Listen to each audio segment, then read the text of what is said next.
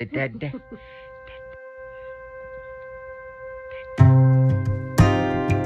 Say dada.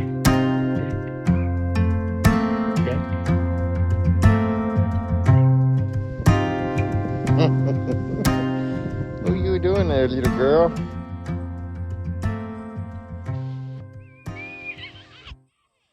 Jump in there, kid. Am I gonna swim? What'd you say? I said, am I gonna swim? Stand back and say it again. Don't forget to squat and hit the bell and like. Good job. That's how good the Good job. You're back online. You will arrive at 12:17 p.m. Okay, we're heading to a family member's place right now. They got in touch with my wife, I think it was yesterday or the day before. Might have even been before that, but they were saying they had a few trees down and was asking if I was interested.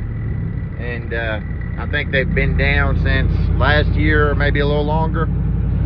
So I'm not sure what the trees even are, but anyways, they're only about 10 minutes from me, so I'm heading over there to see what it is. And plus they're wanting it cleaned up, so that'll help them out as well. She said she'd be glad to have it cleaned up. But me and Carter's heading over there now, and we're gonna plan to bucket, split it, and load it, and at least get one big load right now. I'm not sure how much there is. Hopefully there's enough for at least one load. There may be enough for numerous, but we're heading over there right now. We're gonna find out here soon.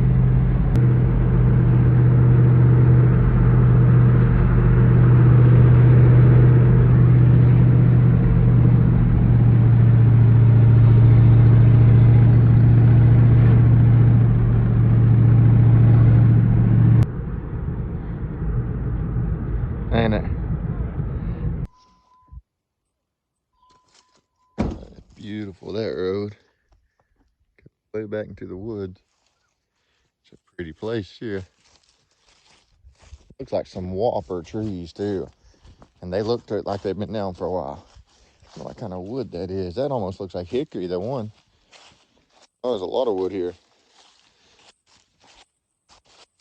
I said these are whoppers too, though. Oh, yeah, that one's huge right there. Huge. I wouldn't even go through that.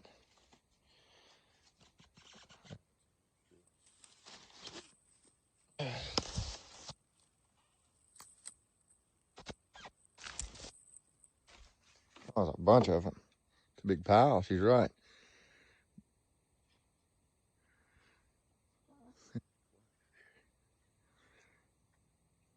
A lot of wood. Plenty of wood for a lot of loads, actually.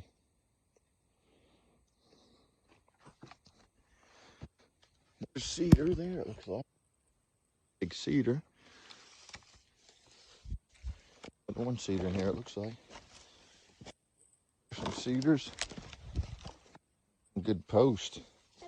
Actually, those cedars those would be great for my firewood shed that I'm wanting to make. Those cedars would work really good. Sure would, but they'd be hard to load. Man, that's a huge tree too right there. Wow, that's huge. Look at that thing.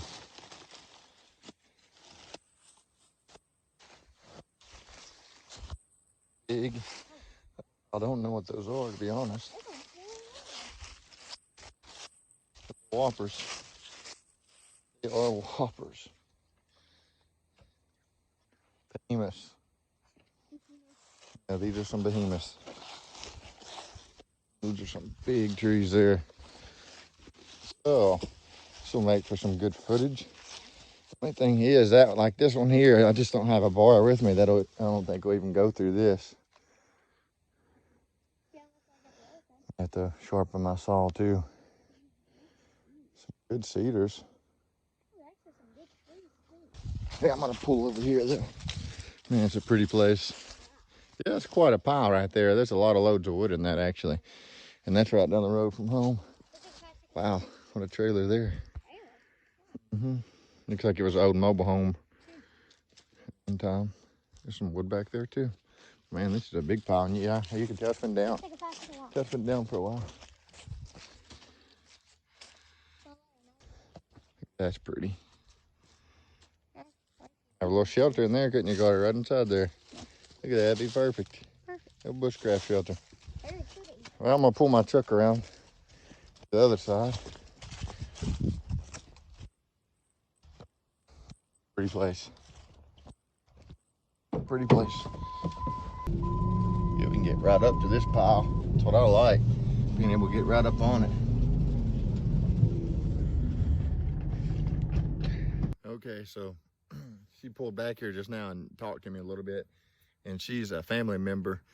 And I've known her, you know, since I can remember, since I was a little boy. But she recently bought this property and had it cleaned up. I guess she had these cut down last year. And then back in the back is a lot more. And I'm guessing right here there's enough for probably 10 big loads the way that I do it. So that's $2,000 worth right around here. And she's about 10 minutes from me. And then in the back there's even more. So pretty happy with that. Cedar. Back in the back there's maple.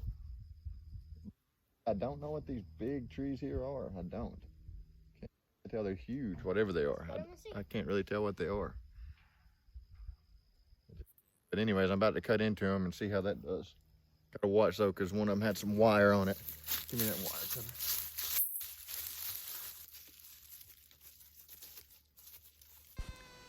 So this location here is going to be a really good source of wood here. That pile right there has probably a good 10 full loads in it, I'm guessing.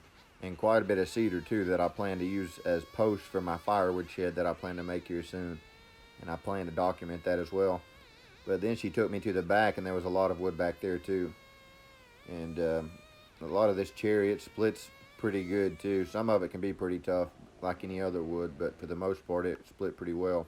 Big rounds of wood too.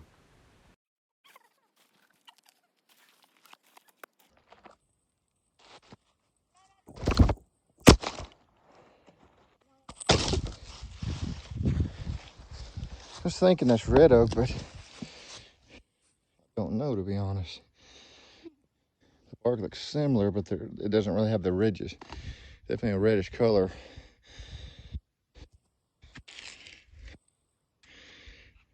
Smells really good. Almost, is that cherry or something?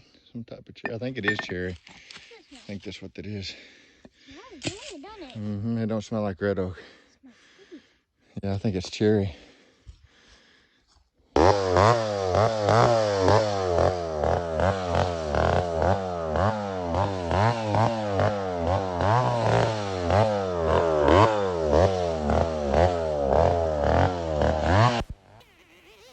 And so here I am again, bucking some of the wood. And as I said, there's a lot of wood in this pile here. And the wood seemed actually to be pretty dry to be only down for a little over a year. Around that, you know, give or take a year or so ago. It actually seemed to be something pretty dry to be down for that long. And some of these rounds are huge, but mainly what I seen in this pile here was cherry and cedar. And I think more cherry than anything else. In the back there, I know I saw some maple, but I'm not sure exactly what else. I didn't really go close to it. We just drove on a road back there, and she kind of pointed it out to me while we were back there. And this is what I was trying to tell some people who were kind of asking me about, you know, how I get the wood. You know, different opportunities come up quite a bit, and especially once you're into it for a while, because people learn that you do wood. You know, you have family members and friends, and maybe they're talking with someone else, and they're like, well, I know somebody that'll clean that up for you, or who'd be glad to get that. It's really good if you can find big sources of wood. And as I said in one of my previous videos, there's a guy who recently reached out to me online. Actually, he saw where I was selling firewood, and he reached out to me and asked me if I was interested in helping him clean up 30 acres of logged out land. I mean, so that's a lot of wood right there. So, I mean, I believe I'm set for years right now on firewood. And one good location can set you for years more, you know, once you get it. And it's really good if you can find places like this too, where the wood's been down for a while already. I mean, that just helps so much. When it's been down for a year, I know it splits a lot quicker when or sorry, it seasons a lot quicker, dries out a lot quicker once it's split. But wood, once you cut the live source to it, once you remove it from the roots and it's been setting, it does dry out. It just takes it longer to do that. But that's why I sell a lot of the white oak and stuff that like I do, because it's been down for around 3 years now. That stuff is good to go. I'm sure it once I split it, it dries out even more. But it's already, I haven't had complaints with that. From what I can recall, people actually have quite a bit of return buyers.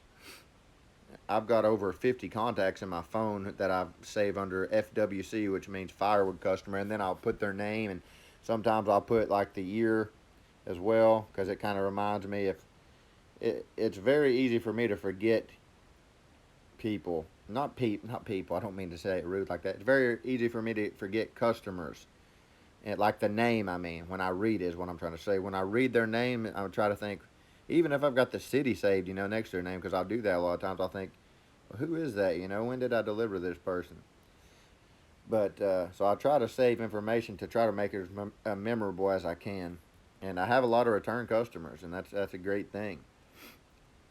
I don't even do it through LIHEAP anymore. I've talked about that program before, to where I delivered through them, and they pay pretty good, and keep you pretty busy too, on top of what you have. I can't keep up. I don't believe I could really keep up with them, especially when it stays pretty consistent for me. And I don't want to get into that again, because I don't want to be responsible for getting somebody's wood and not get it to them. Because once they send you the order, I think you've got 3 days to deliver it. And doing it by myself, now that I'm pretty well established, and then doing it for them too, it's just too much to keep up with.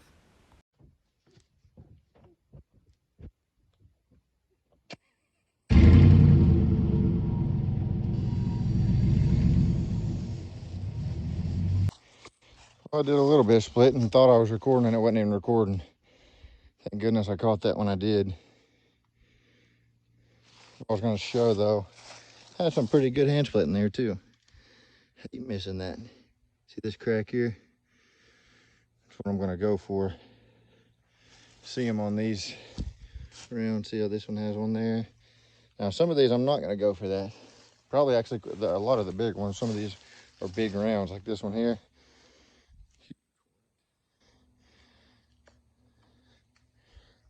Ones I'm afraid of. Anyways, this setup. Hate that I missed that. I had a little bit of, honestly, some pretty good hand splitting there at the beginning.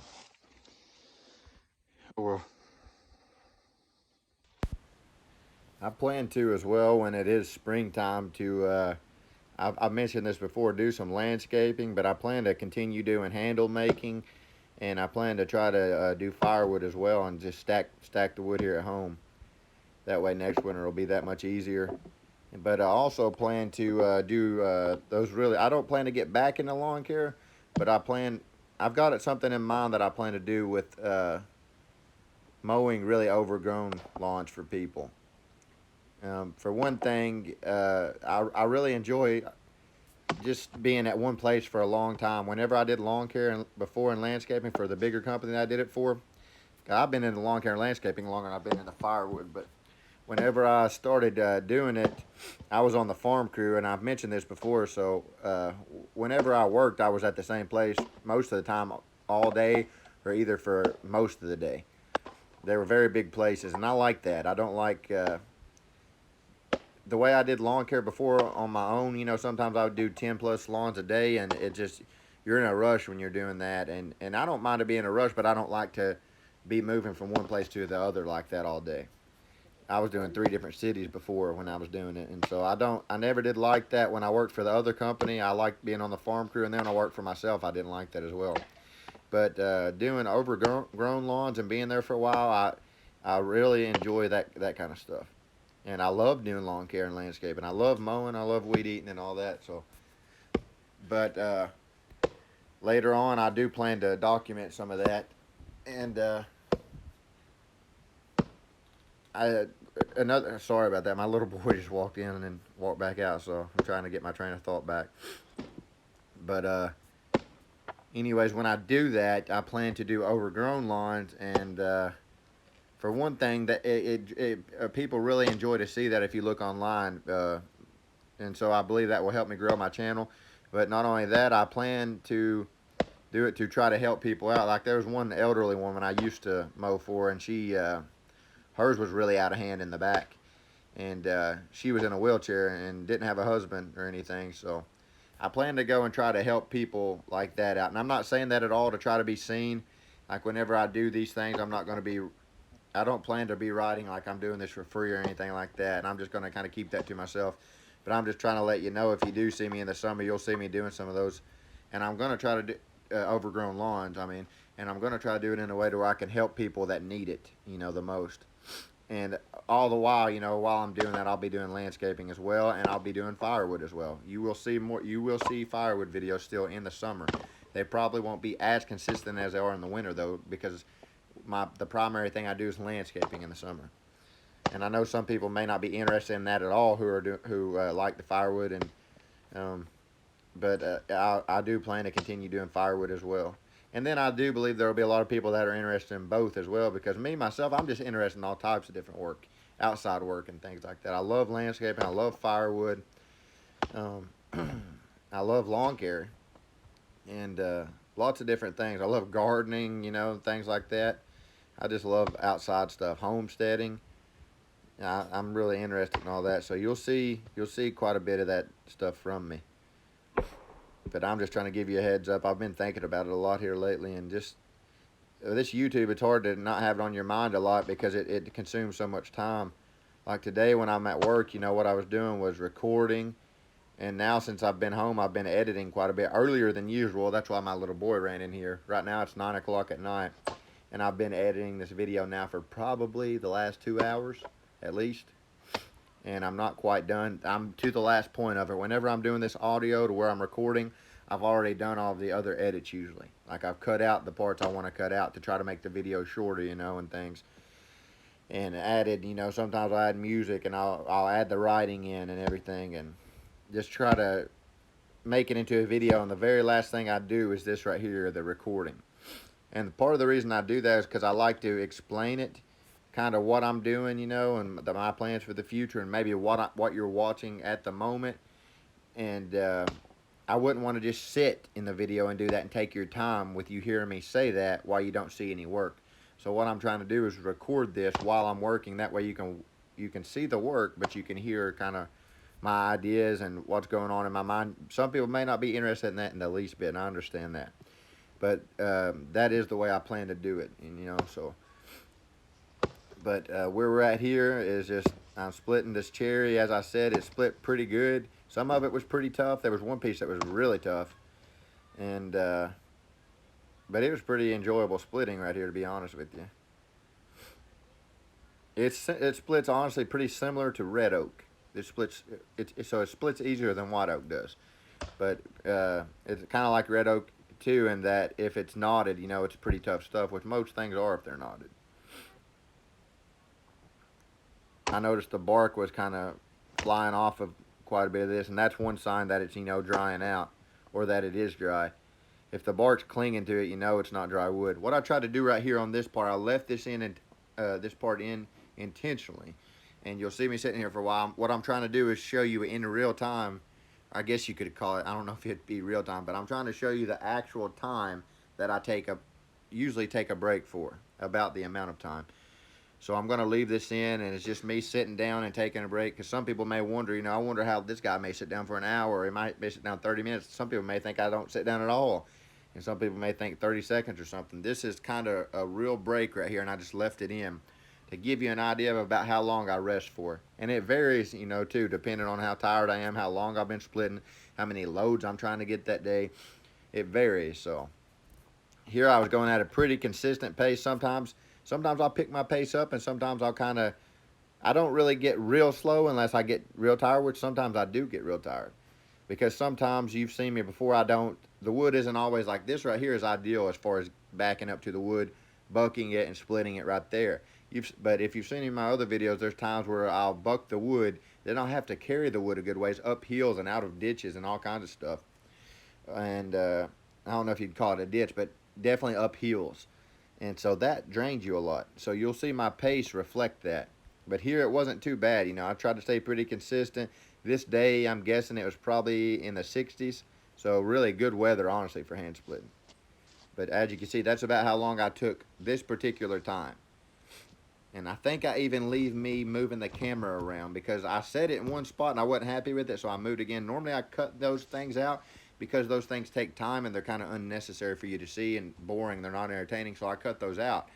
And to try to cut my video down, because a lot of times I'll have 2 or 3 or 4 hours of footage that I've got to cut down into like 30, 40, 50 minutes or an hour even sometimes. Some of my videos are an hour. But as you can see here, I left that part in because I wanted you to see around exactly as accurate as I could about how long of a break I took, because I'm still taking a break here, while I'm doing this.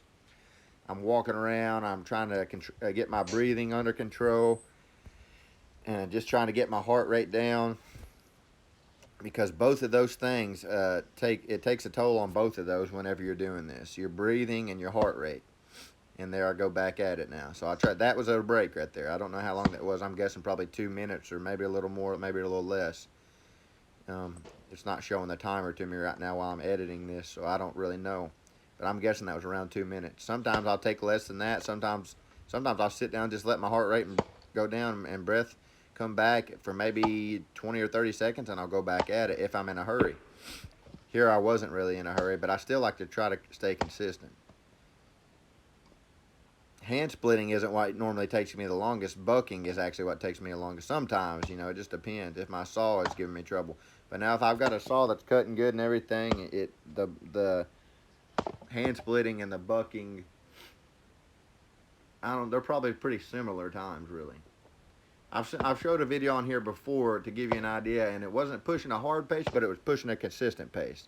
I stayed pretty consistent. I think sometimes I kind of picked it up, and sometimes I wasn't really tired that day, but I did a full cord of wood. Not a full load like you see me do here. A full load in my truck right there up to the rails is around 2 face cords, give or take. And I know that as well because I've stacked it before in stacks of 4 feet tall and 8 feet long around that. Because I've had people who had racks made for face cords, and I've filled them up. One of my videos, it showed us doing that, but at the end, my phone died, so you didn't get to see the whole thing. But, so it would be 3 stacks of wood cut to around 16 inches that are 4 feet tall and 8 feet long. And I've got a video showing that process of me doing that. And I added the time up, and it was give or take the labor for the hand splitting, not counting the bucking, and getting the wood, stacking the wood on end and everything. The labor time was, I think, a little over an hour, and that was staying pretty consistent, which isn't too bad because that's $300 worth of wood in a little over an hour of hand splitting. But now in reality, you got to add your bucking time in there, how long it took you to buck that wood, and then how long it took you to load that wood, then your delivery time, then you've got to take your gas out, you've got oil for your saw, you've got your maintenance for your saws, your chain, your bar. Axe is nothing I really ever have a trouble with the fiskars. They're great tools. I never have trouble with them. They're tough. That's something I don't understand. I hear the fiskars getting a lot of backlash online, and I don't understand it. A lot of the people that's doing it, I don't think have even really given them a chance, the fiskars. I think they're people who are just those kind of guys that say, I only like wooden handles and all this stuff. And I'm not trying to offend nobody, but I'm just saying, to me, that's a little silly. I like wooden. I like and really enjoy good wooden handles. Don't get me wrong. But that fiberglass right there doesn't bother my hands at all when I'm swinging this axe. I don't feel much of a difference between that and wood, honestly. Me, in my mind, I'm not paying attention to that. That's the least of my worries, really. As long as that's not hurting my hand or bothering my hand, and it does not, then I'm not really worried about it. Now, if an axe is giving me a blister in a certain spot, which my handmade handle did do that. I've got a blister right now in between my thumb and forefinger from it. And that was just one day of using it. So then I'll pay attention to it. Then it gets my attention. But the fiskars does not bother me. And I don't think I've ever used a better splitting head than that one to date. I'm not saying they're not out there. They probably are. But I've not found one yet. And I have used quite a few different axes. And I just don't understand all the hate for fiskars axes. I really don't. I mean, I love them. Like I've heard some guys making an argument before that, well, you can't replace the handle in them. You don't really need to replace the handle in these axes. I mean, if you ever break one, it will greatly surprise me. As I said I've been doing firewood. This is my 4th year doing it, and I've used fiskars, if I'm not mistaken, since the first year. This particular fiskars here, I've either used it for the last 2 or 3 years. And I've not sharpened this one, definitely haven't all season this season. And I don't even know if I did last year. And so they're great tools. But like I heard somebody saying, or I read it, I think, in the comments on someone's video. And in that video, they were making fun of the fiskars. They were doing all kinds of stuff to make fun of it. And the guy made himself look silly, really, the guy that I'm talking about. I'm not going to mention his name, but he had this video, and the whole video, it was a pretty lengthy video. The whole thing was just showing, like, what he used the fiskars for, and they was all jokes, just kind of making the fiskars look like it's a bad tool, and that's not the case at all. I think sometimes, and I don't mean offense by saying this, but I think sometimes the person wielding the tool is the problem, not the tool. As far as fiskars go, you know, I love wooden handles. I'm old-fashioned. I love old vintage axe heads, but I'll pick that fiskars over any one I've ever had, any day. I'm not saying I won't get an axe that I don't like better, but I haven't found one yet. I have not. And I think it'll be hard to do. They just had a real good design on those fiskars axes. I love them. It's probably one of the best investments I've ever made in my life. I think that axe was around $70. And there's no telling how many loads of wood and how much money I've made with those axes, those fiskars axes. I've had 2 of them, I think, altogether. 2 or 3. Because I know I've traded one before, and then I loaned one to a friend, and he lost it. So I actually think that's the 3rd one. And but the first one, it didn't break. I traded it because it was a summer, and I wasn't really using it. And then the second one, I loaned it, he lost it, and so I got that one, and that's the one I've had since. And I seen on there as well where one guy was in the comments was writing that his dad had his for 30 years.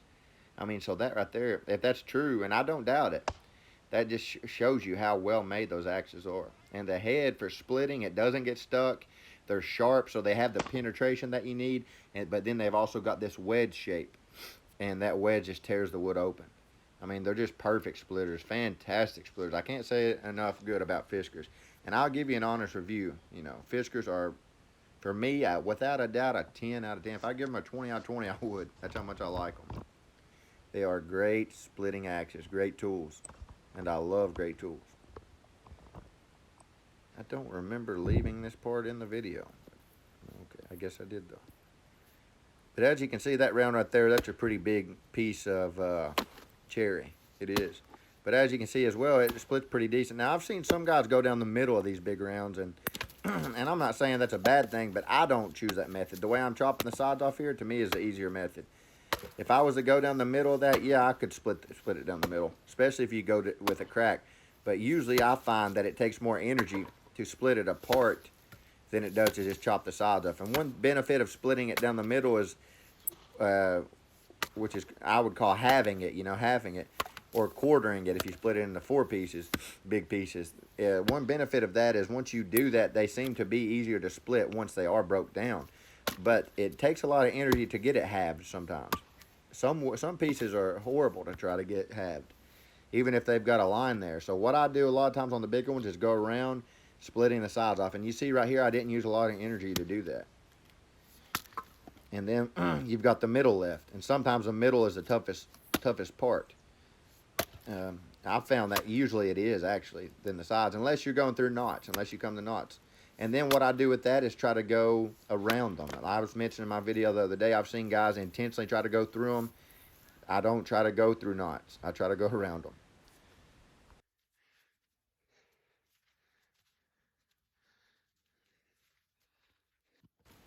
But this was just another great source of wood here.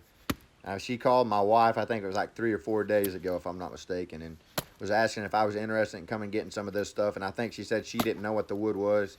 And when I got there, honestly, I was thinking that looked similar to red oak. The bark I could tell was different, though, than red oak. But when I cut down into it and split it open, the smell of it alone, I sowed a lot of cherry one year. I think it was my first year. I got it from the cattle farm. And it has a very distinct smell, very good smell. And I sowed a whole lot of it my first year, if I'm not mistaken, probably even my second year. And I remembered that smell very well. I hadn't really sowed it since, though, I don't think.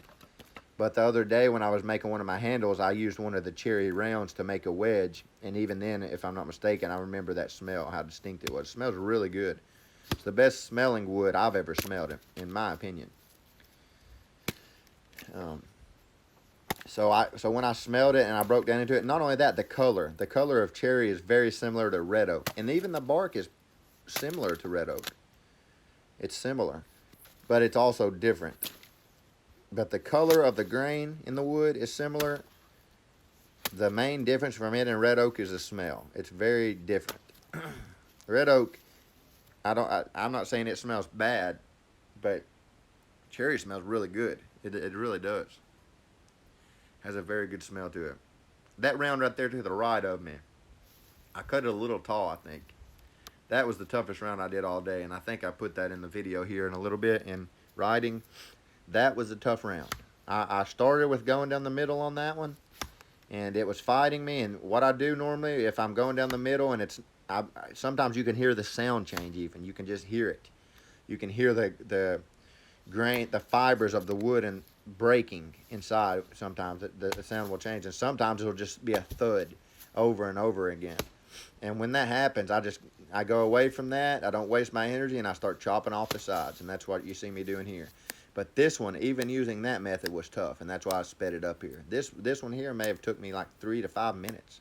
I'm not sure exactly. I'd have to take a look at it, but maybe a few minutes, I'm guessing. This one maybe took 3 minutes, but for one piece of wood like that, it's not really that big a round.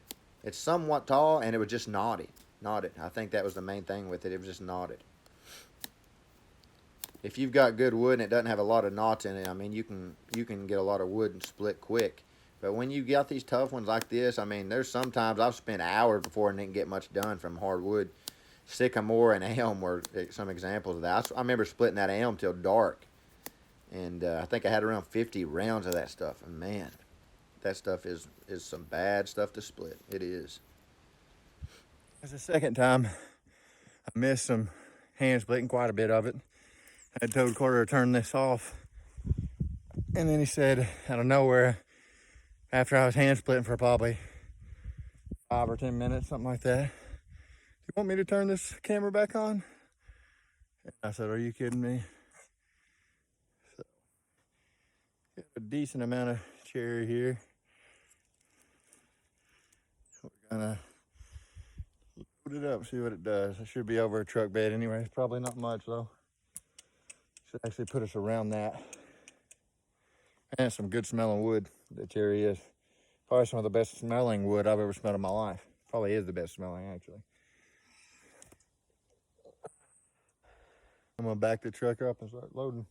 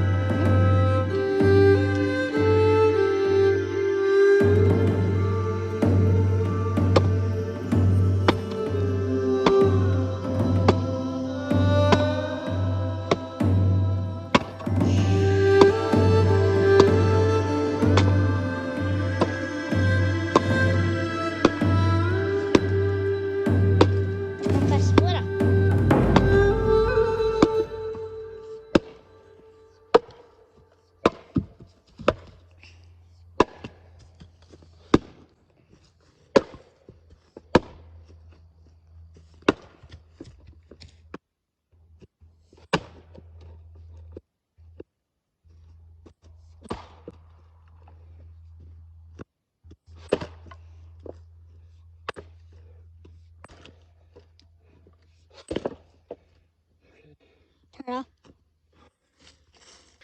All right.